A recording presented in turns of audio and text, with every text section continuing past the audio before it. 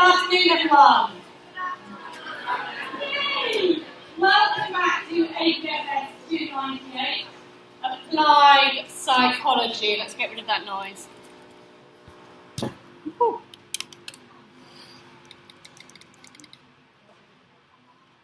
Thank you all for coming back, and big welcome to all of you who have joined on the ads drop period. Now, before we get started on theories of personality, I just want to recap a few housekeeping issues on Blackboard. Now, let's hope you've all logged into Blackboard.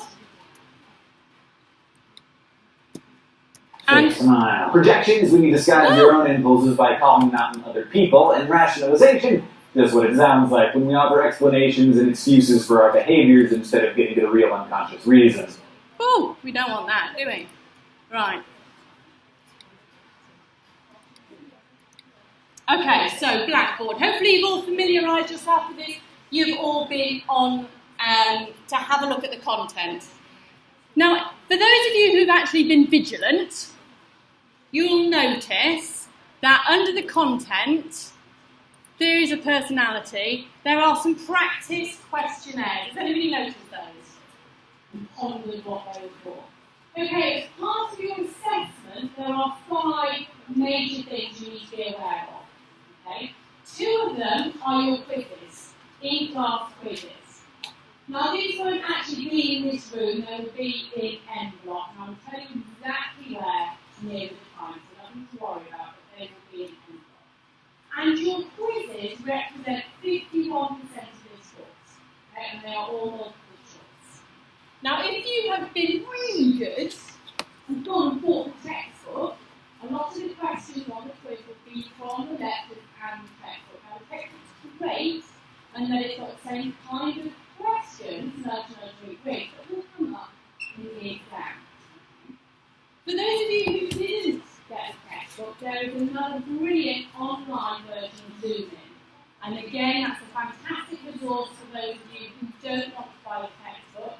It's not quite as detailed, but again, it's a brilliant resource.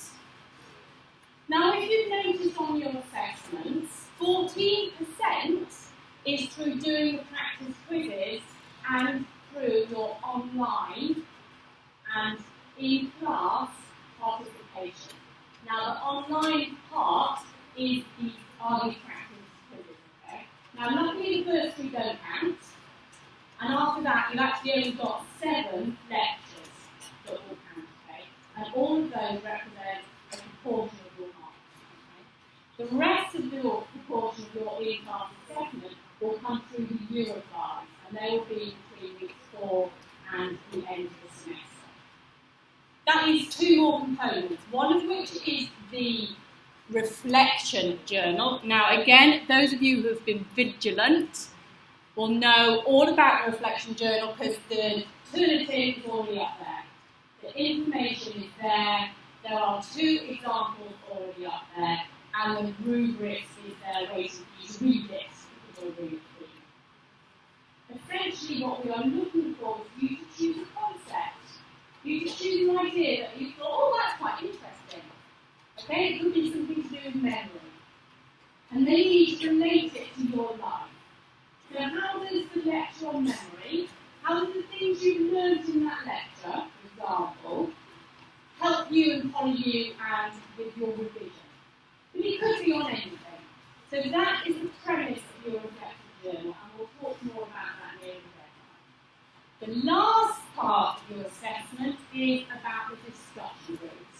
Now, I haven't got any information on the left-hand side yet, but there is information in the course text, okay?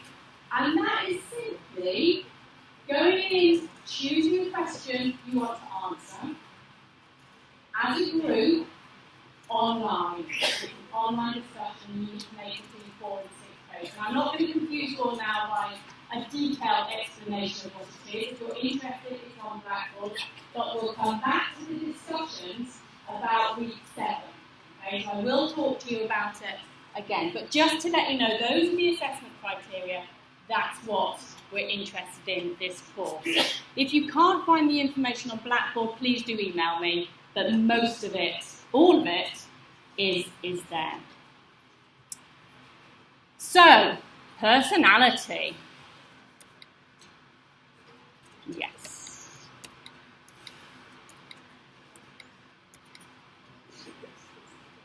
Okay. Each and every one of you guys has a unique personality.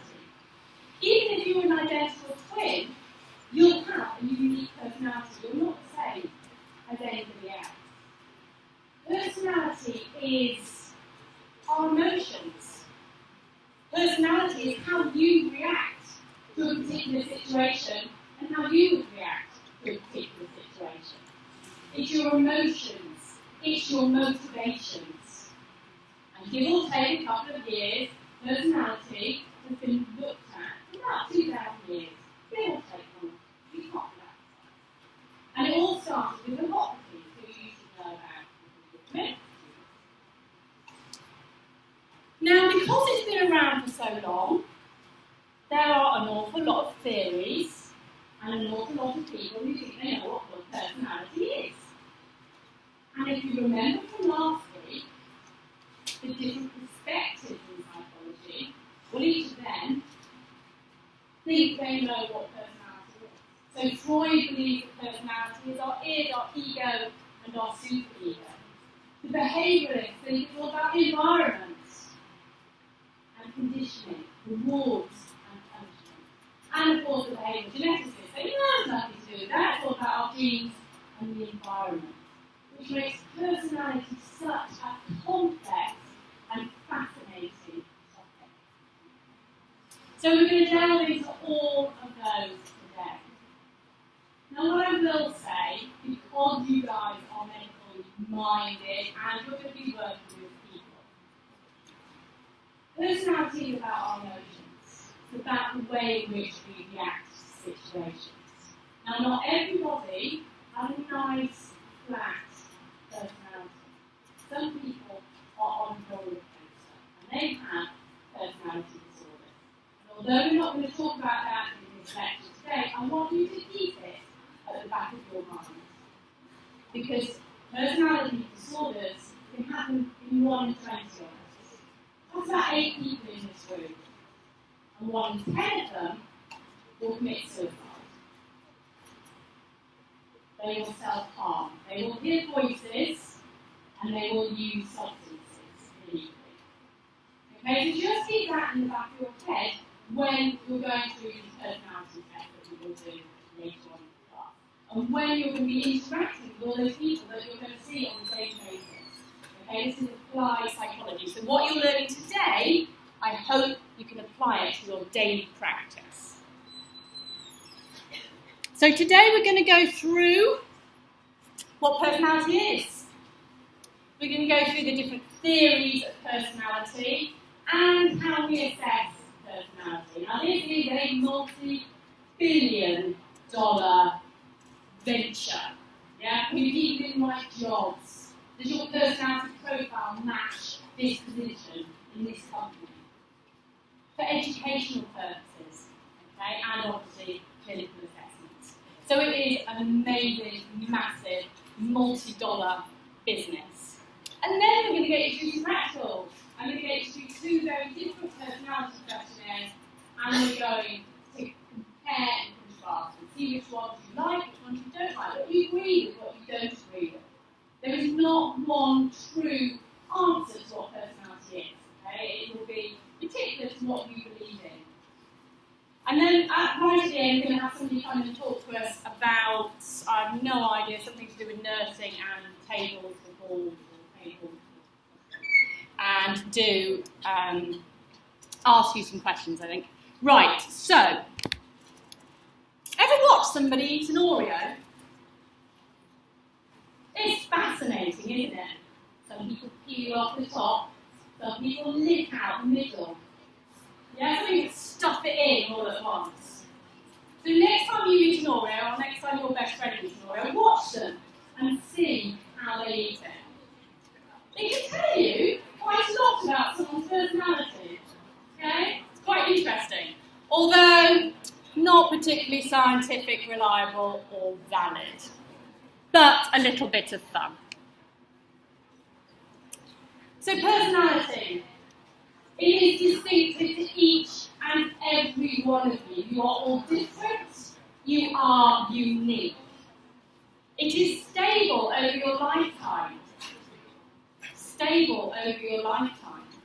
It is your thoughts, your motivations, your emotions, and your behaviours. And if you remember from last week, psychology is all about our mind, our mental processes, and our corresponding behaviours.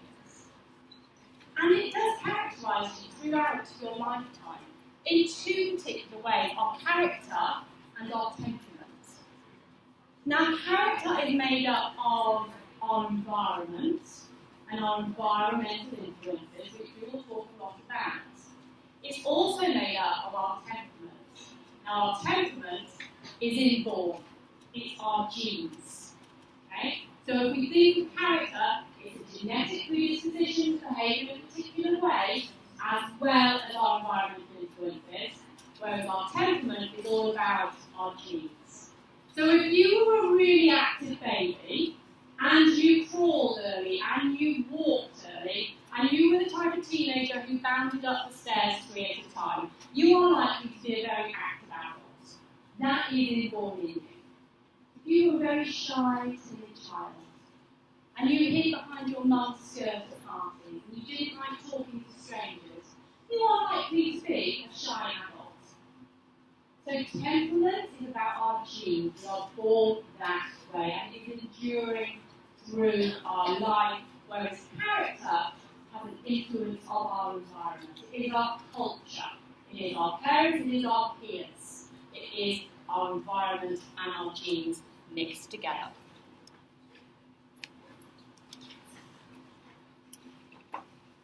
So why do we need to learn about personality?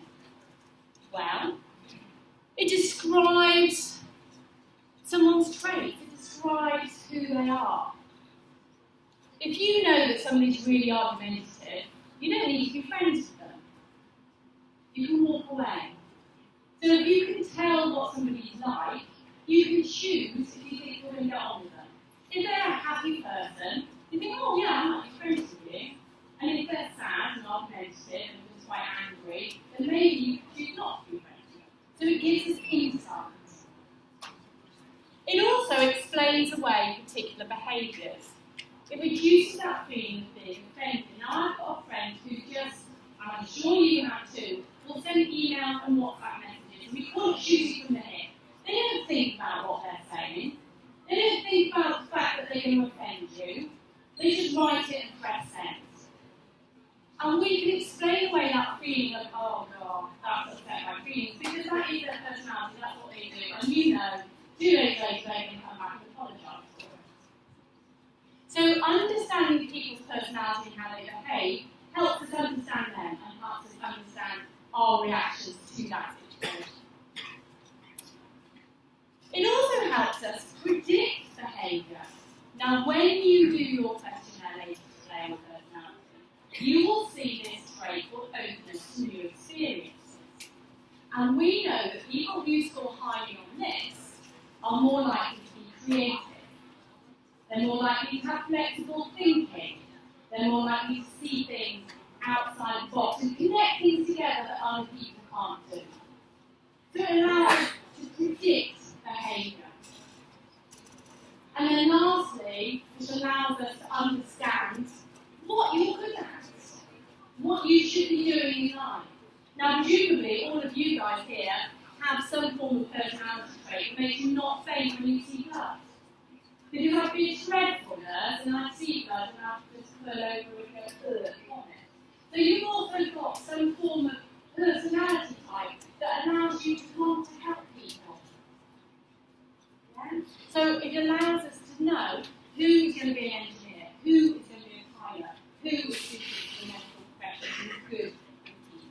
So being able to understand people's personalities helps us understand who they are and helps us personally understand how we can relate to them. So we're going to go through some theories now, and you'll notice that these theories are all based on the perspective perspectives we talked about last week. So we're going to go through Freud, we're going to look at the behavioural genetics, we're going to look at the behaviourists, we're going to look at culture, and we're going to look at the humanist approach. Now, each of these are different, and each of these are varied. And some people believe in some things, and others believe in genetics, or it's free will, or it's all about our unconscious behaviour. There is not necessarily one right and wrong answer. So what you believe can be true, okay? It can be an influence of whatever you think personality is. There is not one gold standard amongst these. So we're going to start off with good old psychodynamic theory and Sigmund Freud. Now, he really was a crazy dude. And he thought personality was all about our conscious and our unconscious. And all those desires and all those beliefs that we hold that are unravelled when he talks to people, when he put them under hypnosis, or when he did what we call free association. Now, talking therapy is quite easy. You sit on the couch and you just talk about your feelings. Hypnosis is fascinating. If anyone here has hypnosis, it's just simply deep relaxation, a deep form of relaxation that gets towards your subconscious feelings. Now, we know that an awful lot of stuff that happens around us doesn't actually enter our conscious mind. So when you first learn to drive, when you first learn to find out what you do in your jobs that change your character, took some blood, it was a really scary process, and you thought about every step. But as time goes on, you just do it. It becomes a subconscious habit. When you go home tonight, I would like you to change where you keep your mug and change where you keep your bowl. Swap them over. And see how many times you automatically reach for that mug to make yourself a cup of tea, and it's moved. Because it's an unconscious process. Because it's just a menial thing. See how many times it takes you to go, oh, it's not there, it's down there. Okay? So our conscious and our subconscious are fascinating things. Okay? So just have a think about it. How much of what you do is habit? How much of what you do is habit? Free association. Okay, if I said tree, what's the first thing that comes into your mind? That is free association. Freud believed that the first word that you said was some form of deep, dark, unconscious desire. Okay? So let's look at this little video.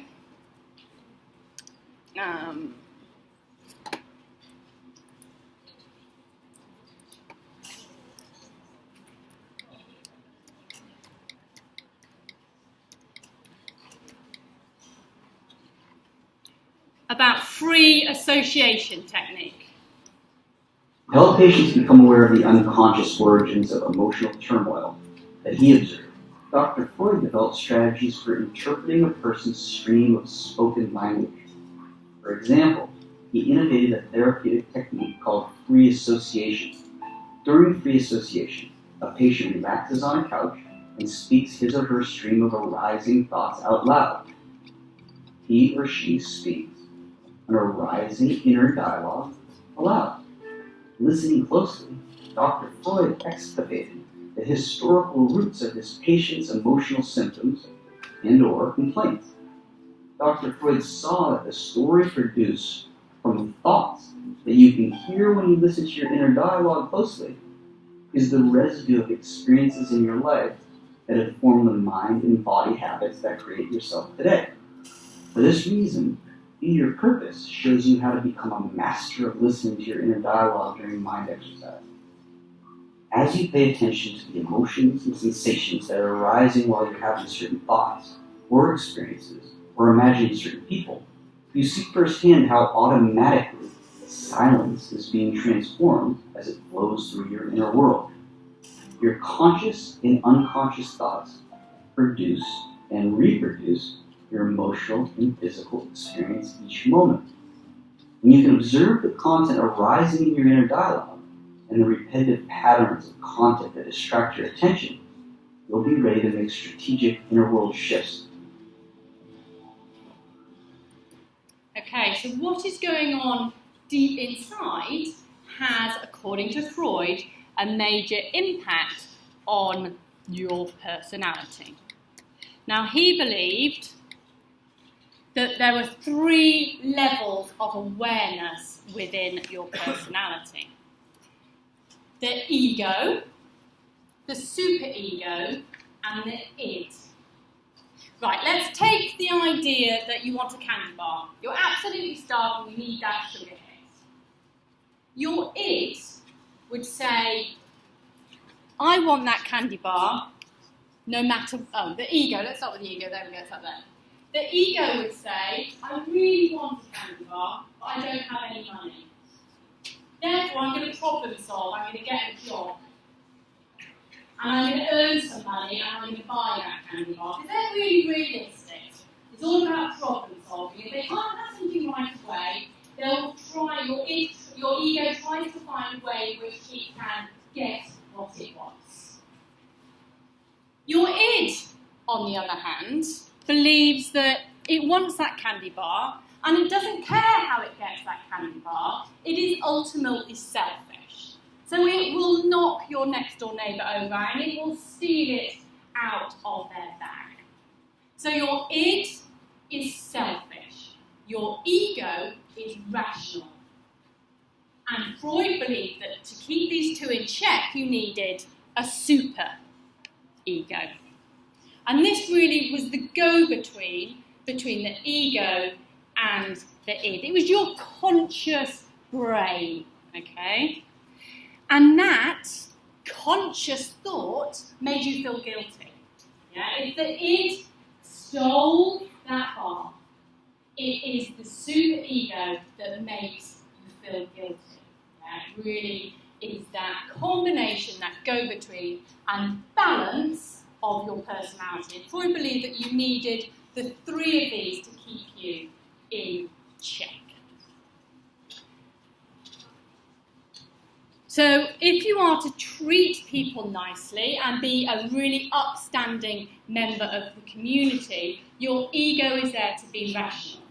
If you are going to be sort of selfish and you're going to steal that candy bar, your id is in control. So depending on how you're behaving, depends on which one is in control.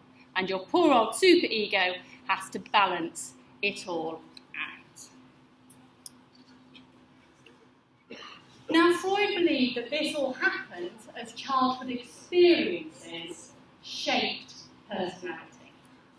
And he decided that there were these psychosexual development forms of personality in 5 stages. Now, we'll talk about development next week, but he was very much an idea that you have to go through each stage of development in order to have a well-balanced personality. If you got stuck in any of the stages, you would have issues in later life. The 5 stages are oral, anal, phallic, latency, and genital. And he believed that these erogenous zones played a particularly important part as you developed. Each stage can cause frustration, conflict, and anxiety if you get stuck in those stages. So the 3 important ones are the oral phase, and this lasts sort of from birth for 2 years. The anal phase, which was from 2 to 3, and the phallic stage was 3 years to 7 years.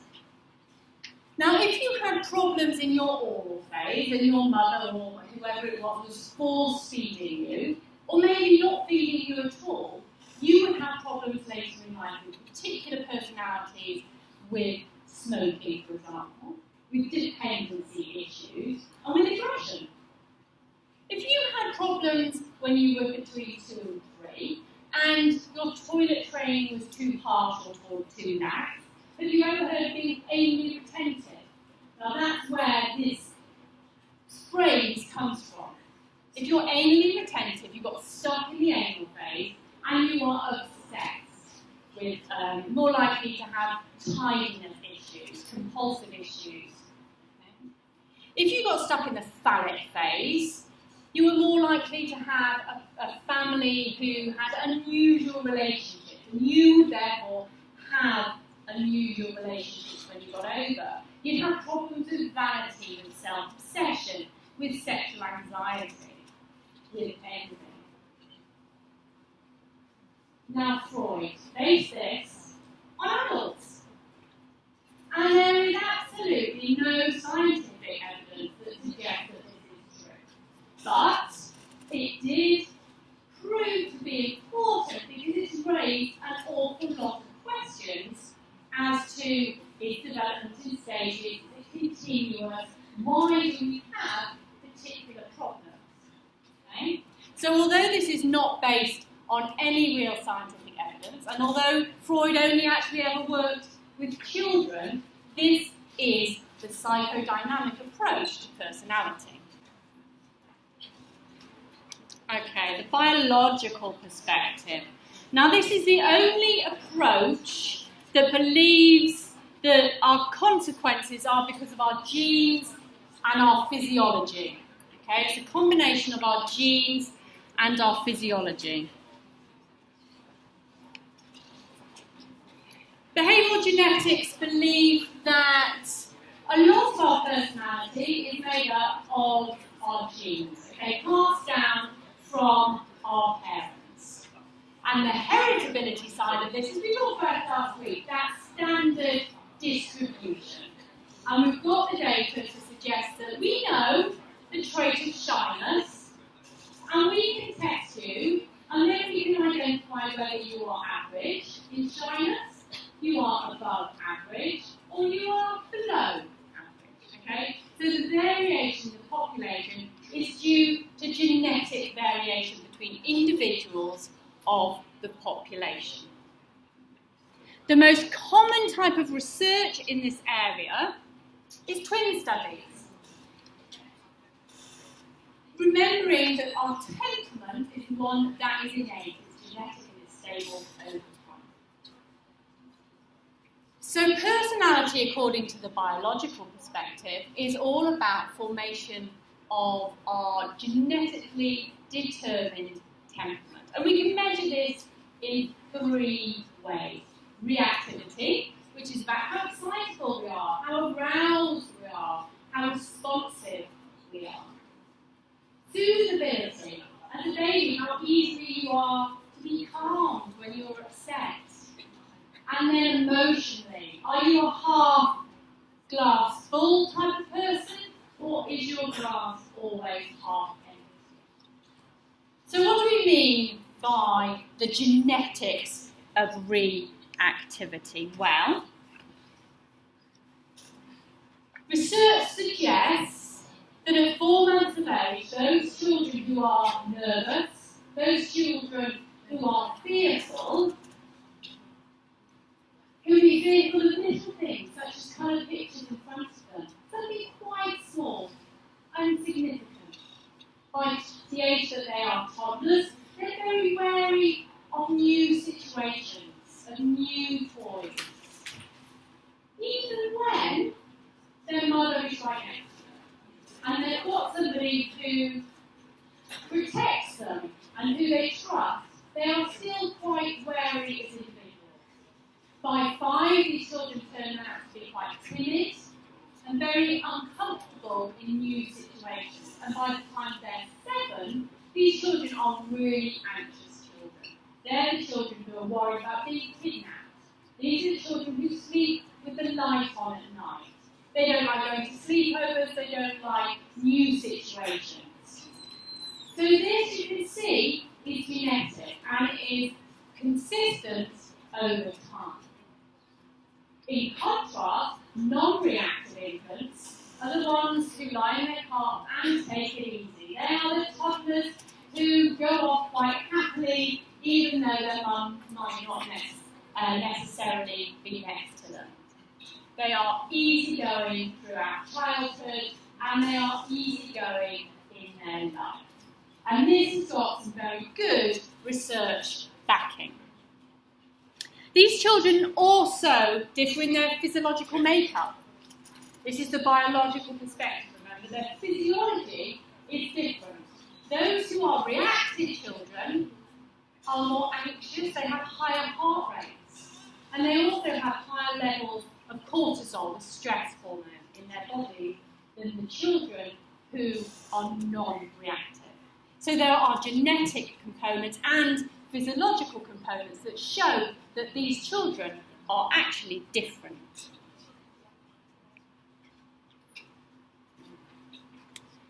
Now, this is one of the most amazing examples of identical twins that were separated at birth and only found each other when they were 31.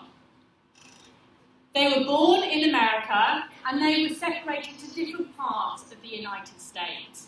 One was called Gerald and one was called Mark. Now, there are some incredible similarities between the two of them. They loved watching the same kind of movies, they loved eating the same kind of food, they drank the same type of beer, and they always drank it in the same way by sticking their finger out. They were both firefighters. They had both been married to the same women but were no longer married to them. They both had moustaches. Now, we're going to see a video about them in a moment, but what I want you to think about as well is it's tempting to conclude that all these differences are to do with our genes. Okay? But there is some other explanations as well that could result, my microphone's gone, that could result in this shared environment factors. So we can't rule out things like social class, we can't rule out things like upbringing and culture. Okay? So when you're watching this video, think about the similarities and differences between them and how these can be explained through our genes, but also through our non-shared environment. Now this is about 8 minutes long, okay? So sit back, get yourself a drink, and have a watch. PC. Okay, it's actually quite an old video.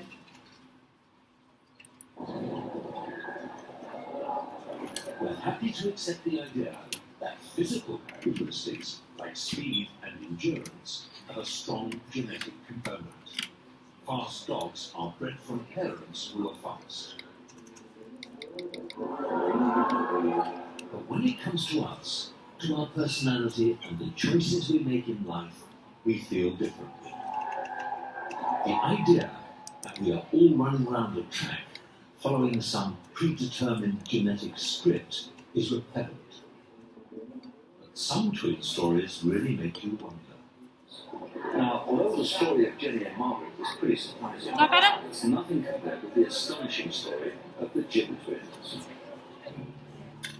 Meet Jim Lewis and Jim Springer. They have different surnames and they don't look much alike, but they are identical twins. The Jims were separated as babies and were reunited when they were 39 years old. It was a very good, warm feeling, you know. It's like you had something that favored of yours and you lost it and you had to have it, you know. And you finally found it, and it's a good feeling to find that thing. Well, that's what it was with Jim. Words can't really say.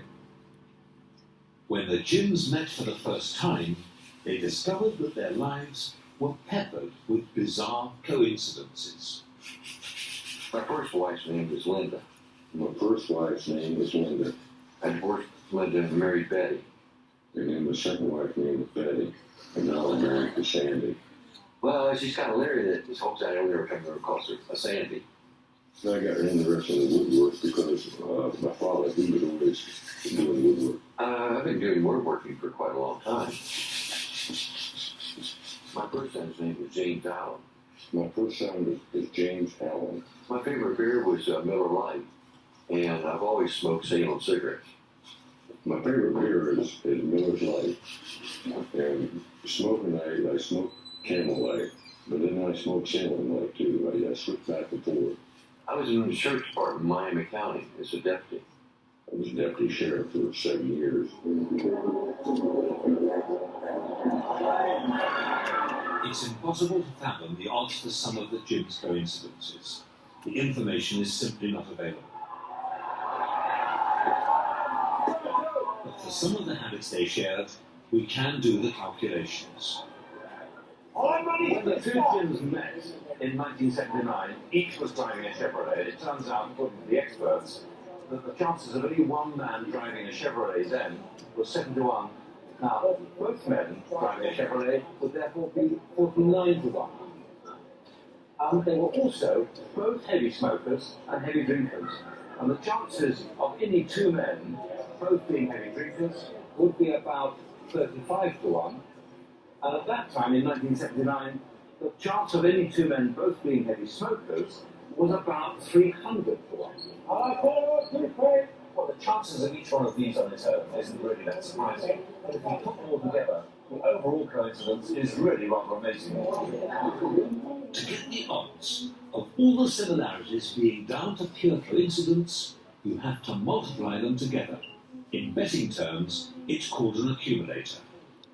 And these figures give you odds of 500,000 to 1 against two men sharing those habits by pure chance. Same sort of odds I might get here on any one dog winning every race till the end of the season. It would be possible to win 50 races, and if you think it could win 50 races, I would offer you 500,000 to 1. Has that ever happened? It's never happened, no. And it never will happen. It would be so great. If you take any two people and look hard enough, you'll always find some similarities. But the two Jims are so alike, despite being brought up by different parents in different homes, that it's hard to escape the thought that they've been shaped by forces deeper and ultimately more important than just their home environment. Psychologist Tom Bouchard has met more separated twins than anyone else in the world, but the Jims were his first. They kicked off a 20-year study that's changing the way we think about being human. First week we observed, we answered 10,000 questions, true or false, in multiple cases.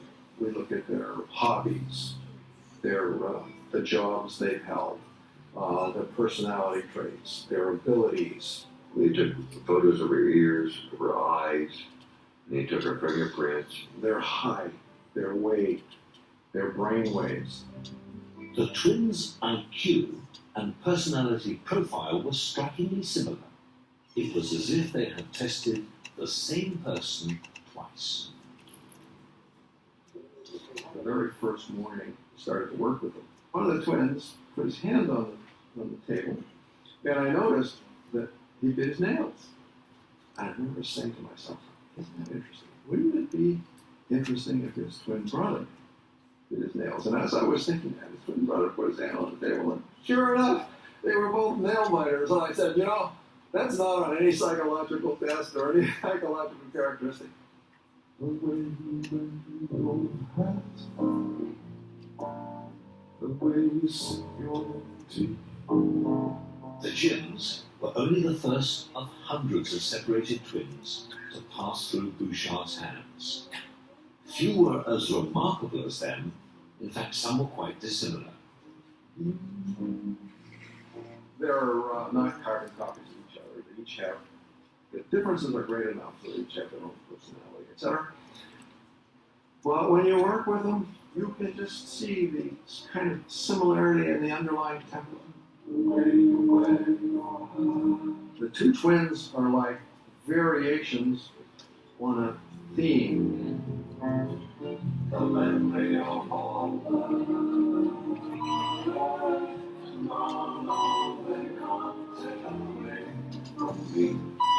What behavior geneticists have discovered is that most characteristics that you can measure reliably with psychological tests, mental abilities, personality, and vocational interests, they all show genetic influence in the range of 40 to 50%. That's typically what we find this common level of genetic influence across lots and lots of traits.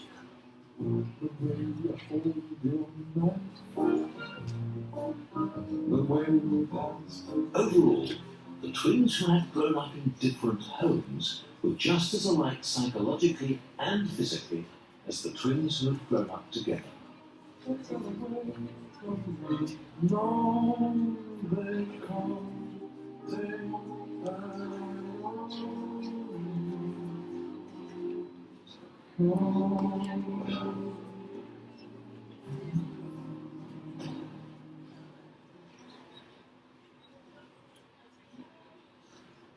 And there was one other quite startling finding.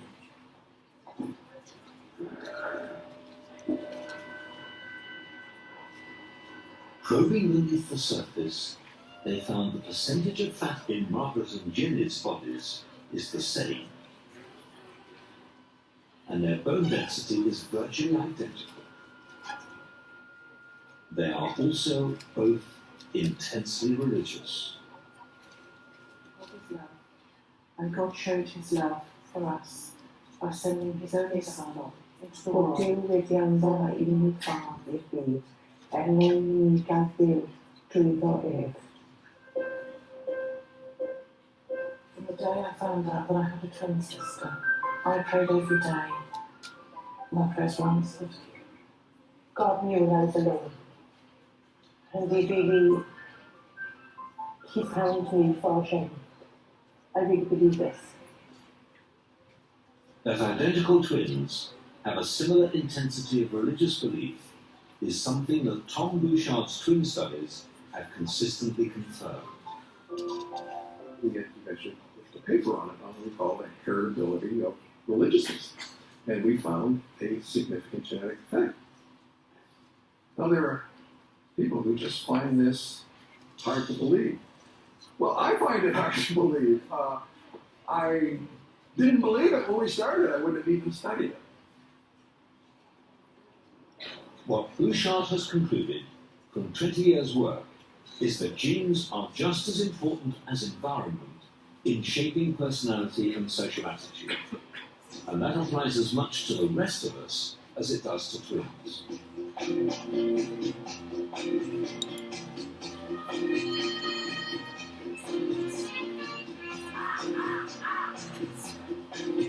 No one really knows how personality can be laid down when egg meets sperm. My own belief is that what are inherited are genes that create structures in the brain. And these structures in the brain drive behavior.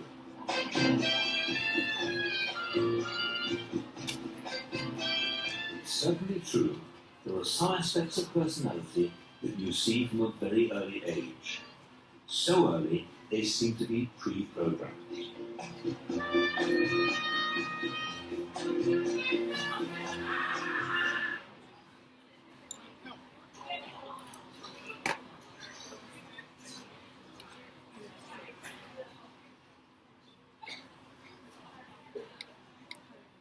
Okay, so you can see there that genes are incredibly important when it comes to personality, but there is something else there as well. So if we switch this back.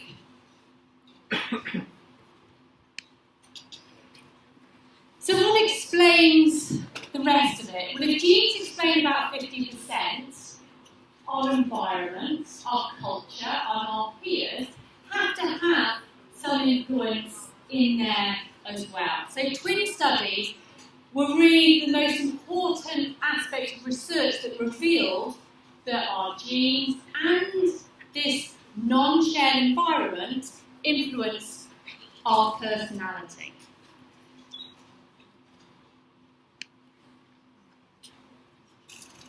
So what makes the difference in personality traits between family members is this non-shared environment. It is your unique environment, okay, that is how you were brought up, what school you went to, what friends you hung around with. Okay, so your genes play 50% and your environment plays the rest. So if you remember from last week, the behaviourists are people like Skinner. And he argued that we respond to every kind of reinforcement, be that positive or negative reinforcement, and that our behaviour and our personality traits are shaped and controlled by our society. Behaviourists believe that it is our environment that influences our personality. If we want to change our personality, they believe that we must change our environment first. So we talked a little bit about this last week. Do you behave differently in front of your friends than you do with your family? Yes, you probably do. But the behaviourists argue that this variation in behaviour is to do with our learned responses from particular situations. In the behaviourist view, people do not have personality traits. They don't have personality traits. They show certain behaviour patterns in situations and not others due to reinforcement and punishment, and also being ignored. So it's all about you leaving the lecture theatre today and getting that chocolate bar. Yeah? The reinforcement. And there was a brilliant lecture, I sat there and I listened really well, so therefore I deserve a chocolate bar. So you're reinforcing the idea that you sat there really well and you worked really hard. And then you will do it again. So the behaviourists believe that our behaviour changes in response to our environment.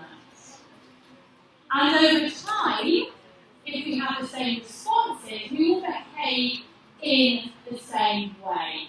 And we'll talk about this when we talk about operant conditioning and classical conditioning when we talk about learning. Personality is based on the amount of times we respond to something in the same particular way. So if you're at a party and you know relatively few people, these are kind of the scenarios that Skinner believed could happen.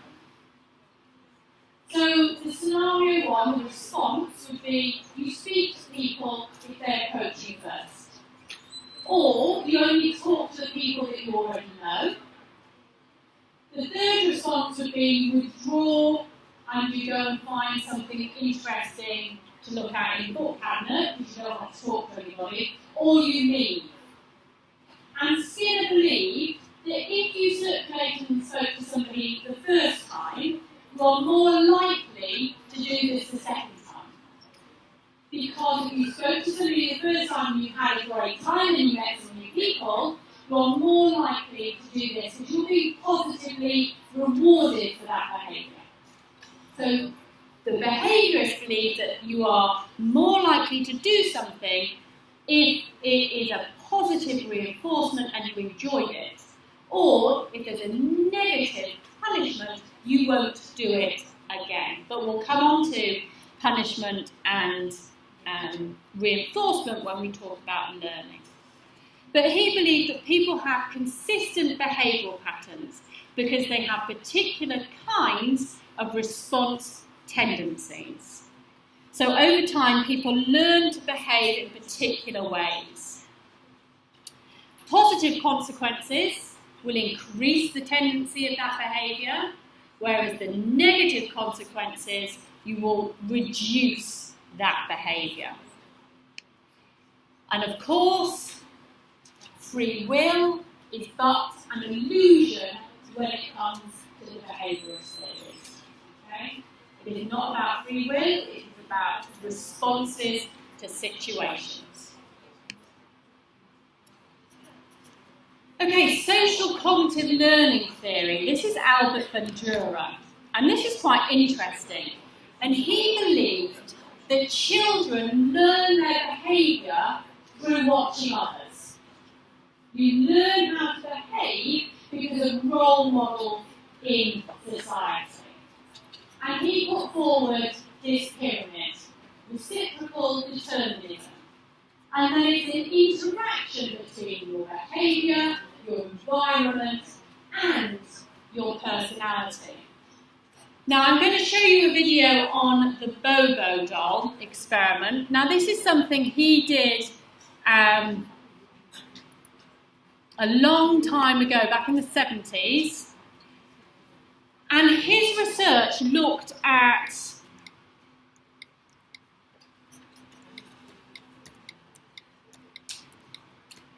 two groups of children. One group of children was shown this doll, and the adults pummeled it, hit it, bashed it. The other group of children was shown this doll, but the parents were very nice to it, and cuddled it, and kissed it, and hugged it. And then they let the children play with the doll. Now this child here, you can decide what they want. Model pummeled the doll with the mallet. This is the adult. Flung it in the air.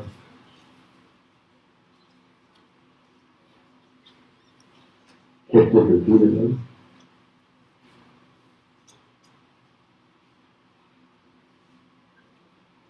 Threw it down and beat it. So the children are watching this. Okay, one group of children are watching this adult behave. It was widely believed that seeing others vent aggression would drain the viewers aggressive drive. As you can see, exposure to aggressive modeling is highly And this is how the child behaved.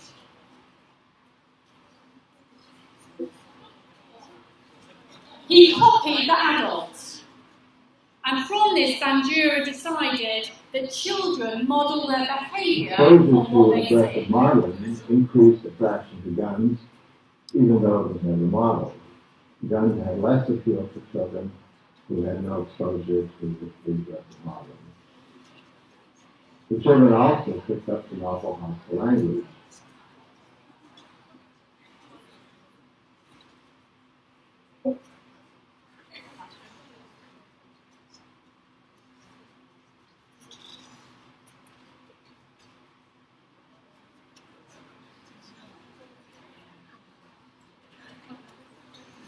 Okay, I think you get the idea, don't you?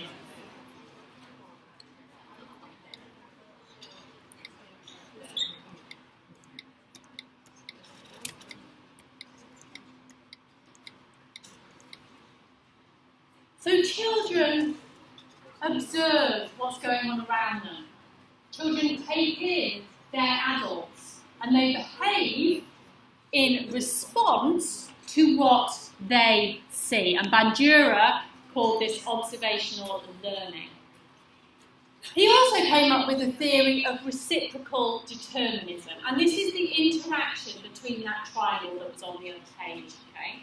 Our temperament, so our genetics, our beliefs and our habits go to how you respond to others in different situations. And then, of course, the situation influences your behaviour and your beliefs, rewarding or extinguishing some behaviours. Now, this is a very good video of what this means.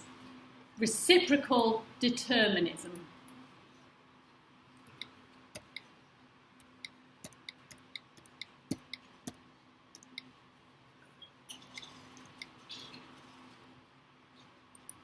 Social cognitive perspectives view behaviors being influenced by the interaction between people's traits or cognitions and their social context. So if one of the general themes of psychology is the interaction between nature and nurture, you can think of the social cognitive perspective as talking about the interactions between an individual and the situation that they are in. So let's say that Megan here has an interest in playing soccer. And because of that, she joins the soccer team. And, as a result, she starts to spend a lot of time with the soccer players. So here we have a cognition, the interest in playing soccer, and this leads her to join a certain environment to hang out in this case, the soccer team. And as a result of being on the soccer team, she starts to spend a lot of time with the soccer players.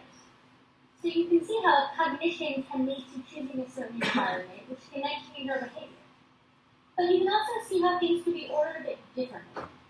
Maybe Megan is new in town, and she winds up hanging out with people who are on the soccer team, because she shares a lot of classes with them, so she sees them a lot. And these friends, perhaps unsurprisingly, spend a lot of time talking about soccer. And so Megan starts to become really interested in it. And as a result, she decides to join the soccer team. So here we have a behavior that leads to a cognition, which eventually leads her to choose a certain environment. And we can also follow the circle in the opposite direction. So once again, let's say that Megan is new in town, she starts to hang out with the soccer players. And because she likes hanging out with them, she decides to join the soccer team just so she can hang out with them even more. But then, after playing for a while, she starts to develop a real interest in the game. And of course, now that she's on the team and now that she's really interested in the game, this reinforces her behavior of hanging out with the team, both on and off the field. So here we have a behavior that leads to an environment, which then leads to a cognition, which at the same time serves to reinforce the behavior. So we see that these three things, behavior, cognition, and environmental factors, are actually all intertwined. And they're intertwined in such a way that they actually all rely on each other. And as a result, we are shaped by the interaction of these three factors. And this is what social cognitive theorists refer to as reciprocal determinism, which is just a really fancy way of saying what we were saying before. That these three things, behavior, cognition, and environment, are all determinants of one another. And this theory was put forth by Ben Durham. And his name sounds familiar, it should, because he's also the scientist who did a lot of work on observational learning, or learning that occurs by watching the behavior of others. Which I think... So you've seen that bit.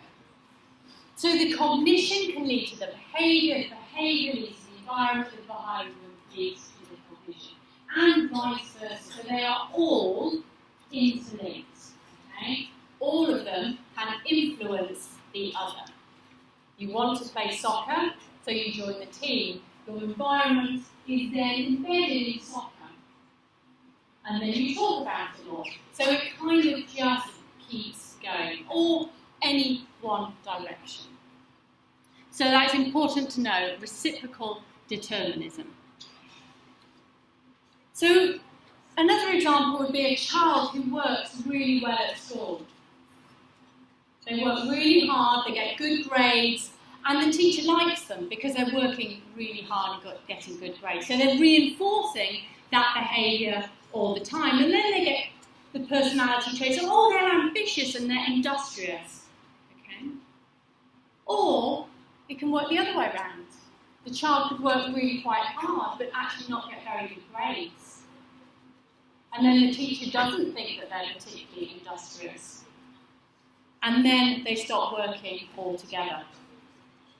And that child can become unambitious and unmotivated.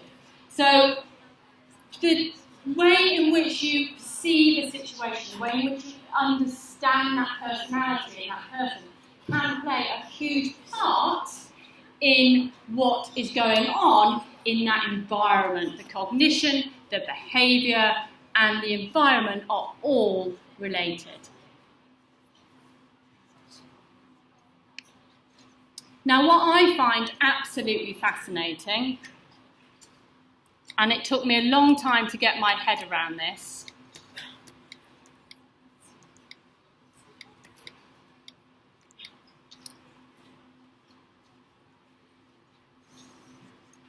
the amount that parents influence our children, influence you as a child, is very, very small.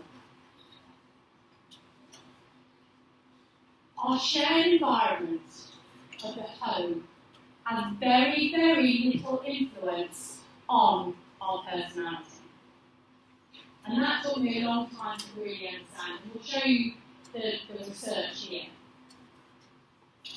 And a lot of it is done on adopted children. So they have no genes that they are shared with their parents. There's no genes. No genes at all that are shared with their parents. Okay? And the personalities are very different. It's not the environment. Okay? Also, parents have very inconsistent parenting styles, depending on a lot of different influences. depending on their stress and their level, and actually the child that they're interacting with. And a lot of the research shows that even if some parents are absolutely horrible to their children and they abuse their children, some children are actually quite resilient. And some children get over this and they don't suffer the lasting emotional damage that you would presume would have happened if the parents were having a great influence on their children. What we can see is that peers, your social group, your friends, have a much greater influence on shaping your personality.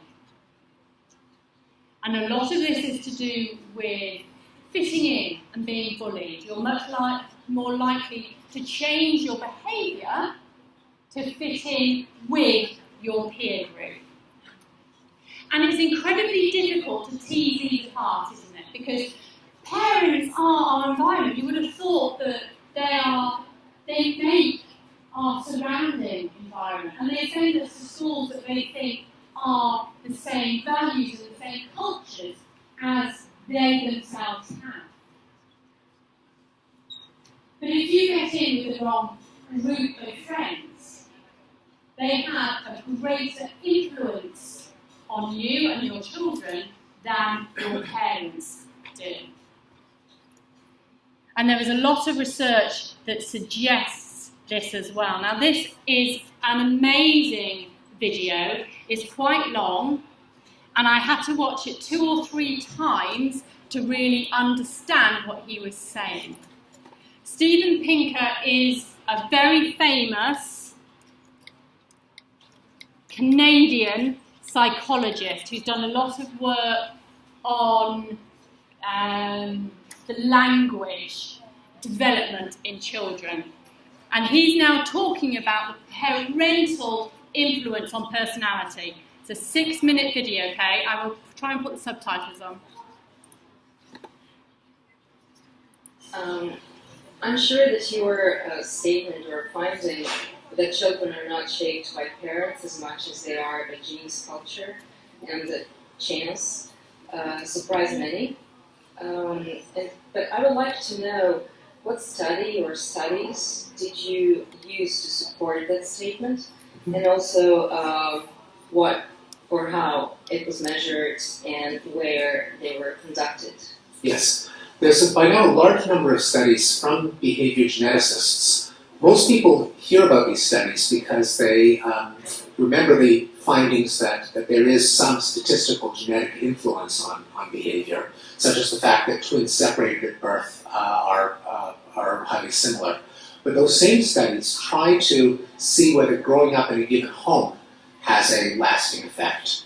And often to the shock of the researchers themselves, who were sure, since let's say the effect of the genes is 40 to 50% of the variation in a particular sample, what everyone expected would be that the other 50 to 60% would come from the home, from growing up in the same home. So that, say, adopted siblings growing up in the same home should be much more similar than randomly selected pairs of people. And in study after study, done in numerous countries, United States, Scandinavia, Western Europe, time and again the results came out to be 0 to 10% of the variation being attributed to a given family. So there are 2 sets of studies that use different techniques but have the same conclusion, namely sibs separated at birth are no less similar than sibs brought up together, and adopted siblings are not similar at all. Corroborating that, there are a number of studies that look at parenting in other ways that I think also are consistent with this finding. And the person who really deserves credit for summing it up is Judith Rich Harris in her book, The Nurture Assumption. She also points out that studies that compare different kids growing up in very different circumstances, only children versus children with siblings, kids who spend a lot of time in daycare versus those who stay at home moms, kids with 2 lesbian mothers versus 1 of each sex, kids who grow up in a hippie commune as opposed to a Leave It to Beaver home. In all of those cases, the effects are pretty close to 0. So that's a whole set of corroborations of what the behavioral geneticists tell us about the long-term effects of parenting. Then on top of that, here's just sort of a common sense observation that I think is very robust. If you look at immigration, you look at cases where kids grow up in one culture and their parents come from another culture. How do the kids end up? Take accent as a salient example. The answer is in virtually every case, kids grow up with the accent of their peers, not the accent of their parents, and not even something that's halfway in between the accent of their peers and their parents. Likewise with styles of dress, tastes in music, and so on. So the upshot of these studies is not by no means that genes are everything, because they show conclusively that genes generally don't account for more than half of the variance. Now, that's a lot more than 0. It's a lot less than 100%. What it suggests is that culture matters. That is not the individual parents, but the surrounding peer culture, and probably also the chance matters. Excuse me, just in addition here is that it seems to me that I mean, that's why I asked what was actually measured, because if you measure in behavioral way, like how they walk, how they dress, etc., then definitely, I mean, parents do not have to have a certain strong role in that. However, if you measure a value system that is actually underneath our skin, I mean, it's somewhere in there. It's not really that visible, and it's not as easy to measure it. Yeah. And it kind of operates our behavior kind of down the line. Then this is kind of where I'm a little bit just, curious whether they were measuring just, how they dress, how they talk, what they do in elevators, or they actually measured a value system into. Well, here's some of the things they did measure that are at least indirectly relevant to the value system. One of it is what they do most often is give tests of personality, and these are batteries that many of you may have filled out where you do a checklist of 550 statements that are then numbers are then crunched, and they indicate more or less reliably how conscientious someone is. That is, whether they attend to, or if they're responsible and attend to details, or whether they're more sloppy and irresponsible. How agreeable versus antagonistic they are. That is, do they basically sort of like people, or they're basically hostile to other people. Whether they're neurotic or self-confident, introverted, extroverted. So these are some of the things that are where you can't measure an effect of home and family. Also, there's some concrete, cut-and-dried behavioral statistics that fall under this generalization. Likelihood of getting divorced. Likelihood of getting into trouble with the law, which is, again, not shows an environmental effect of neighborhood sometimes, but not one of, typically one of parents. Number of cigarettes smoked, number of hours of television watched. The generalization is just about anything you measure shows an effect of genes that's greater than 0, less than 100%, an effect of parenting that is small, 0 to 10%, an effect of something else, presumably culture and chance, that is about 50% of the variation. So culture and chance come down to 50% of the variation. Okay, so our genes come down to about 40-50% of the variation, and then it's our culture and chance. Parenting is very, very small.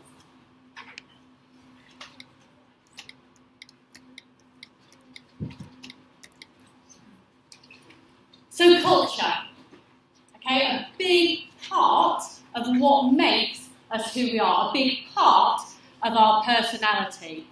And culture is our shared values within our community. It is our beliefs, and it is the manner in which we learn, live, and the way in which we behave.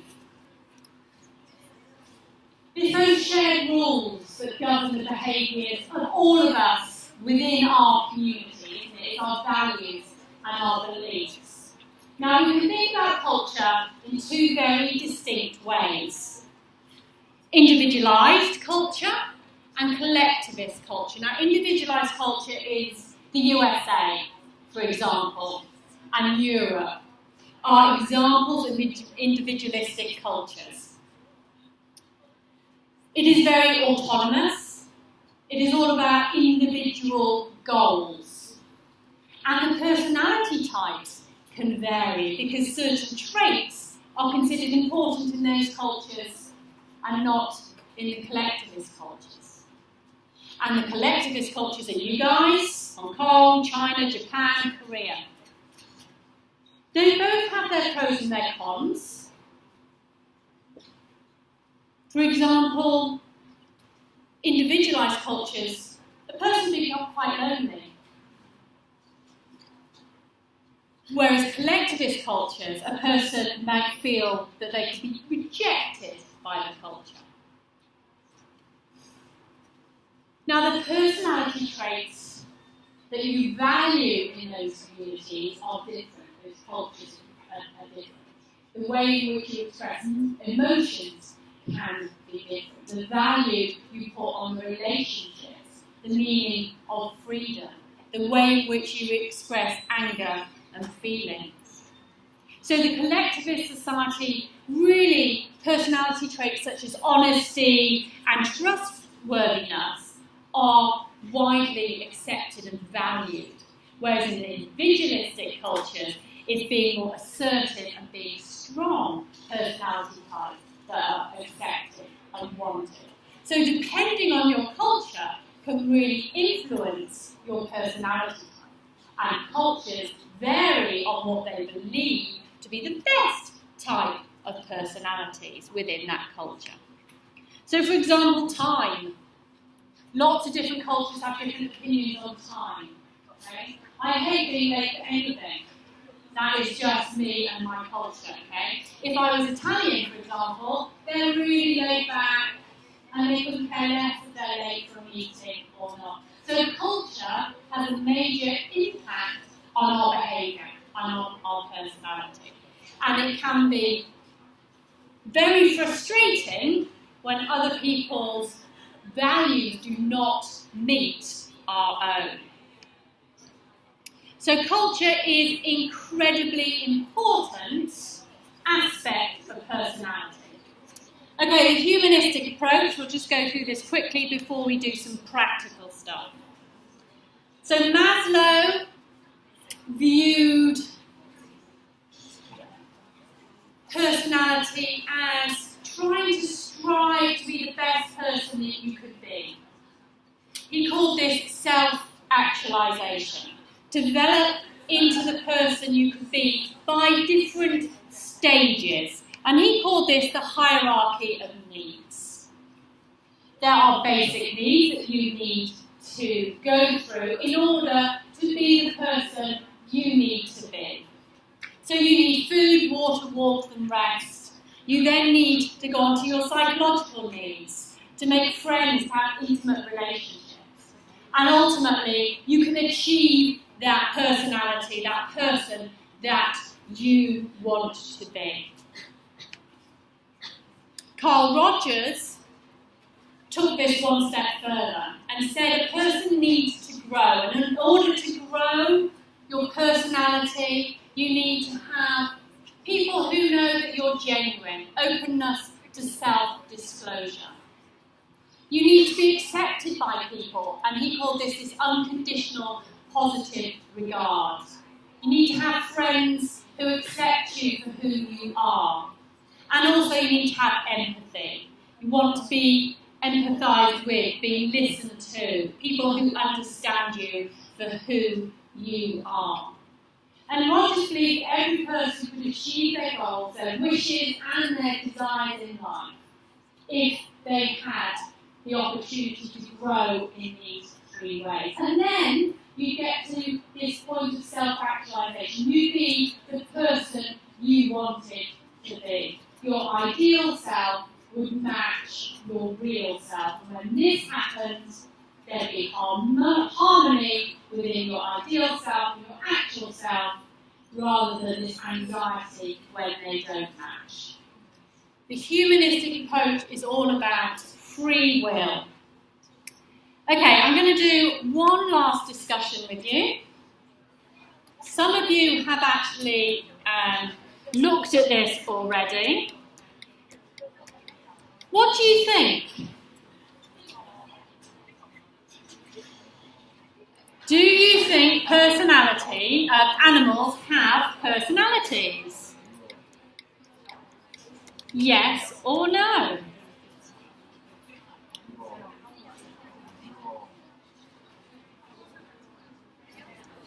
So a lot of biologists, psychologists, endocrinologists and evolutionary guys are looking at studying animal personality. Do you think they have a personality or not? Oh my word, that's overwhelming.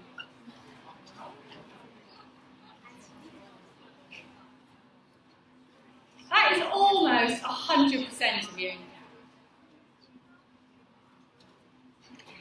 And you would all be right. Yes, animals do have personalities.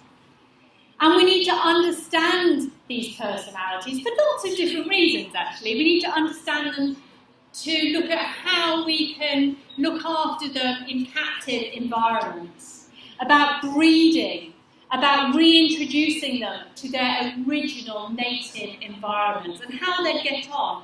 We need to understand personalities with regard to endangered species, as well as shedding light on diseases.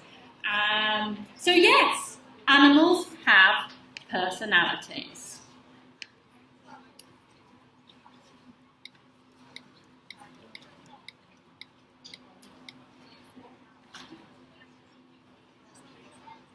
Okay, one quick recap, then we're going to have a break, and then we're going to do a practical. So, our genes influence our personality. Our culture has a major influence on our personality. Freud believed in the unconscious and the conscious, but this has no scientific backing. Personality is complex, and your personality is unique to you. It is your thoughts, your feelings, your emotions, and the way in which you react to certain situations.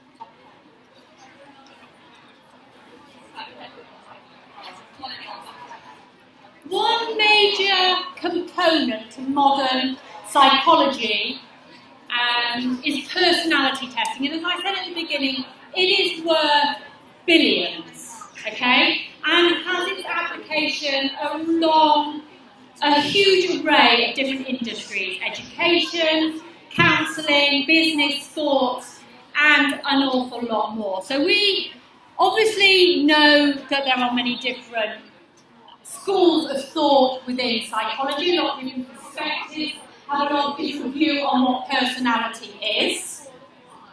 So we're going to run through a few different ideas of what they are. I'm going to give you time to do the tests in a minute, so if you can just pay attention to this bit, we'll do the tests in a minute.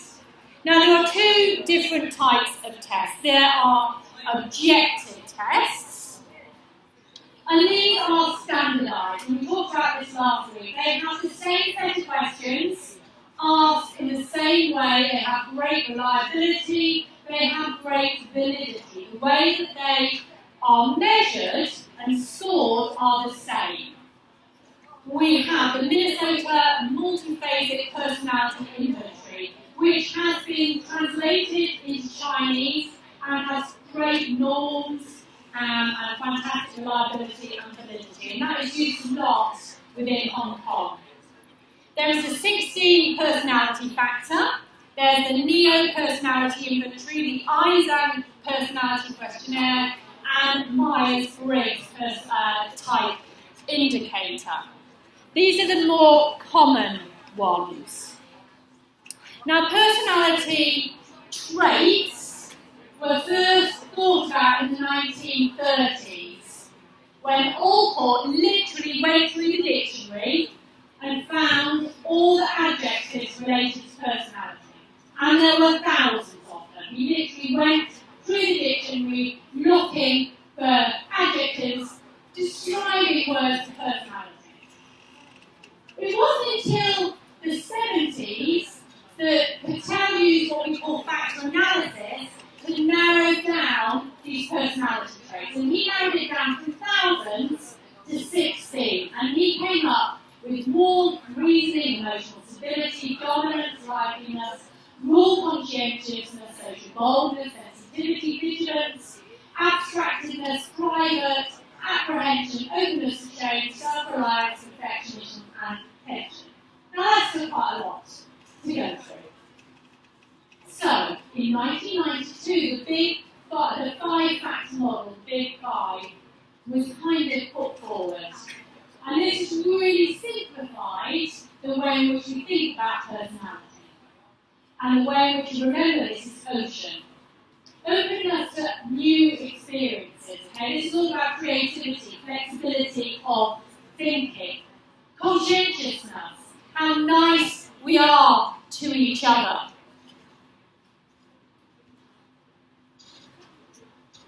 How diligent, how disciplined, how organised we are. We can think about how extrovert we are, how friendly we are, how sociable we are. And we can think about how agreeable we are to other people. Do we get on with others? Are we sympathetic? Are we trusting? And then there's this neuroticism. Are we anxious? Are we hostile? Are we insecure? Are we vulnerable? So these are the main 5 factors of the Big Five personality. And you can see here how they relate. So personality is made up of what we think of to be these 5 different aspects to personality.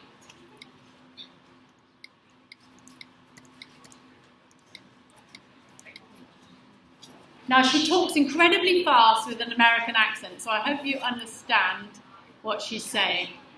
For many years, the field of psychology has been trying to understand all those personality traits that make you a unique and special little snowflake.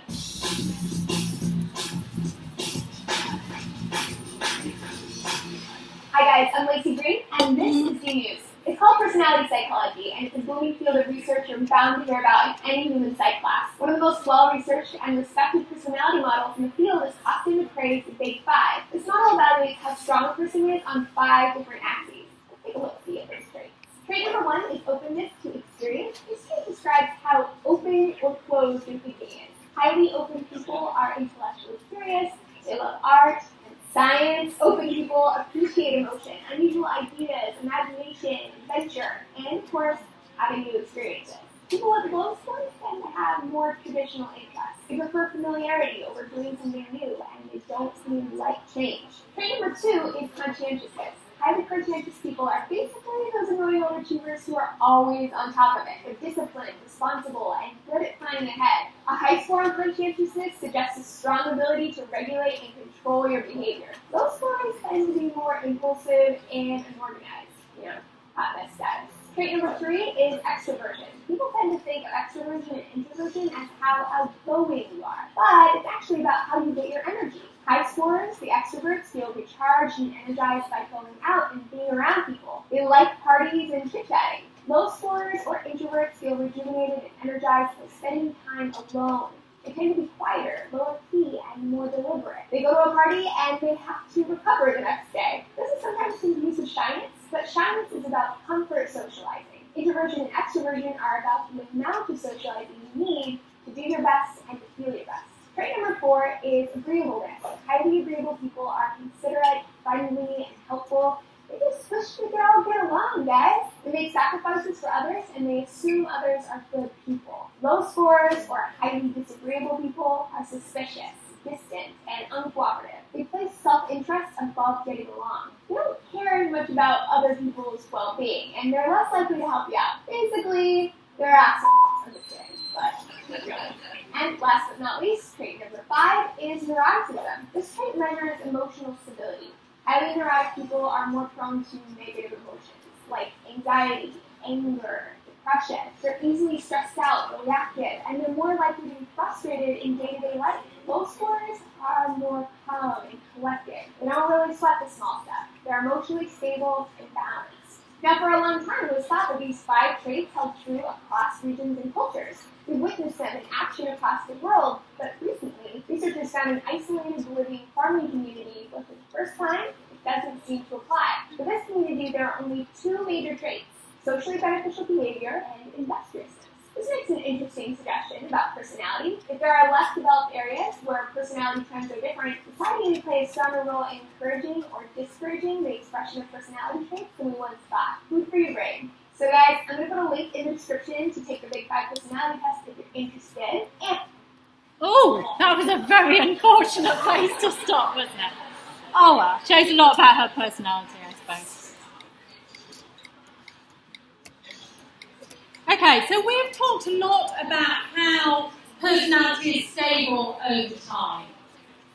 But what I want you to know is that research suggests that there are 2 particular traits that can change over time. And these are this neuroticism, this highly anxious, this worry, okay, can be quite high in young adults, teenagers, yeah? And then it can decline over time. And also conscientious is lower amongst young adults and then gets steadily higher as you get older. So actually that makes sense, doesn't it? That makes a lot of sense to people. So although personality is very stable, those are the 2 traits that can change over time. Now some of you might have done the Myers-Briggs personality test for things like going to know what occupation you would be best at. So a lot of occupational psychologists give these out. And so the main things are sensation and intuition, okay, the way in which you take in information. Is it all through your senses, or are you very sensitive? It's all about intuition and how you feel. How do you make a decision? Is it through thinking, or is it how you feel? How is that decision based? Where do you focus your attention? Are you extrovert or are you introvert? And lastly, how do you deal with the world? Are you really good at judging yourself and others, or are you more about perceiving others? Okay? If you are interested in doing a Myers-Briggs profile, use the link at the bottom and you can do that after the lecture. Now, I said there were 2 types of personality tests. They are all subjective tests. These, what we're going to talk about now, they are all objective tests. This is more subjective, okay? It's about putting your feelings into what you see. Now, there are 2 very famous ones. The Rorschach test, which is what you're going to do in a minute, in plots. And there's also this other one, the thematic appreciation test. This is very famous and is very interesting and used in, or has been used in some psychiatric departments to assess personality disorders. And it's all about looking at a picture and determining what you see in that picture. So if I show you this picture, have a little think, just for a minute, what do you see in that picture? Think about it yourself. What do you see in this picture?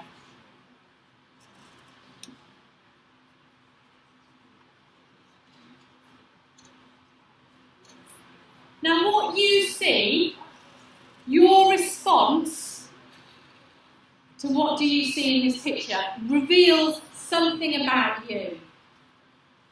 Your concerns and your motivations. So is she crying or is she laughing? How many of you thought she was crying? How many thought she was laughing? Okay, a few of you. Is he dead? Is he drunk?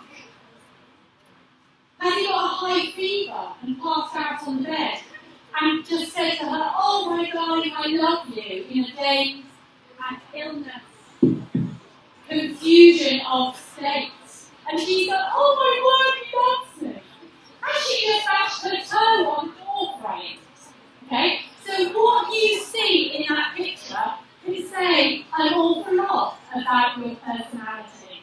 Okay? So that is something that has been used in psychiatric departments, but is not used really any longer. Okay, so now we're going to get to the fun part. I want you to take two different tests. One is this trait personality test. And if we can do this quickly. Okay, it should all be ready. Oh.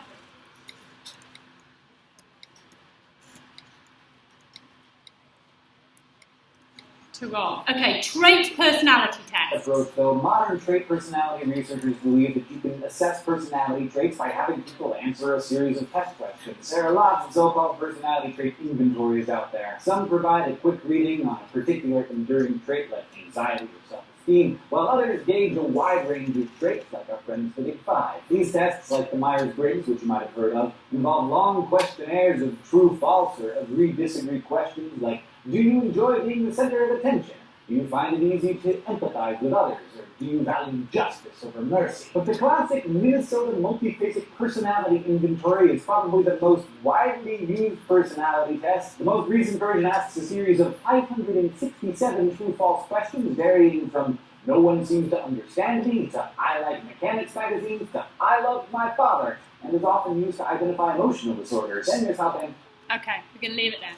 So that was the trait personality. Now you are not going to have to do so many, but I am going to ask you to do one type of trait personality questionnaire, okay? That is the mini IPIP-NEO. Now the other one that you are going to do is the Rorschach ink blot test. What do you see in this image? A scary face, a couple of squirrels fighting? Or this one, a squashed frog, or tumbling poodles, a bleeding bat? Herman Rorschach wants to know. He wanted to know. He's dead now. He believed that your answers, what you saw in ink, said something about your personality. Rorschach was a Swiss psychoanalyst who, in his youth, was fascinated by the childhood game of making pictures out of ink blots, called klexography. As an adult, Rorschach was intrigued with Carl Jung's use of word association in attempts to access patients' unconscious minds. Jung would ask patients to say the first thing that came to mind when they saw words like dead or window or abuse, and Rorschach thought, why not do the same thing with amorphous blobs? So he'd show a patient a series of ink blots and record what they saw to determine how people projected their personal associations onto random shapes. Assuming there were important differences between those who saw dancing bunnies versus those who saw centered screaming heads, he drew conclusions about a patient's personality. And yeah, this was controversial. Some clinicians still do think that the Rorschach test can be a helpful diagnostic tool when used correctly and cautiously, but others remain critical of the test, calling them unscientific and unreliable. It's even been called the Dracula of psychological tests, because no one has been able to drive a stake through its heart yet. So I guess this is the part where I apologize for the set design. Sorry. But love it or hate it, the Rorschach test is one of the many methods psychologists have used in an ongoing quest to understand personality. And of all the concepts we cover in this course, personality is one of the most complex and one of the most contested. This is where we bring in the household. Okay, let's leave it there. You can watch, I put the links up to both of those videos, you can watch them in your own time. So now what I want to do is have a little bit of practical fun. So, I want you to use your URLs or use the QR code, and I want you to complete this IPIP-NEO. It should take you a good sort of 15 minutes or so, and I want you to think about the type of questions that they're asking as well. Okay? So I want you to complete this short form mini NEO. When you have done that, I would also like you to complete the ink blot test, okay? And I'll put the QR code up for that. Now, when you have completed both of them, I would also like you to go on to YouReply and answer a couple of questions, okay? The difference between the two. And I'll also put that up there as well. If you've got any questions, please do come and but you are completing 2 different personality questionnaires. The short form, IPIP, NEO, and the Rotland ink block test.